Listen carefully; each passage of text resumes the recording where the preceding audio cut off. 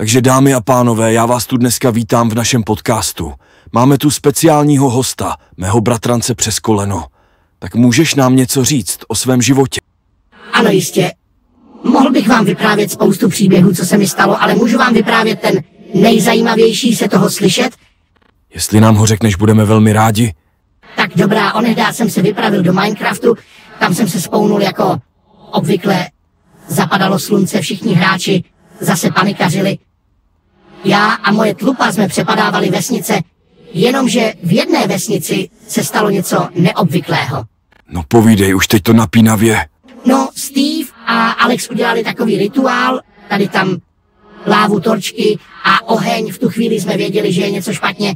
Začala bouřka, uhodil na to místo blesk a najednou se tam zjevil Steve, ale měl úplně bílé zářivé oči, tak jsme začali utíkat. No tak to dopovídej, tohle se mi ještě v životě nestalo. Od té doby, co jsme to viděli, se už bojíme po večerech přepadávat vesnice, tak tohle by bylo všechno z mých historek. Jsem velice poctěn, že jsem mohl být v tomhle rozhovoru a uvidíme se zase příště. Nashledanou.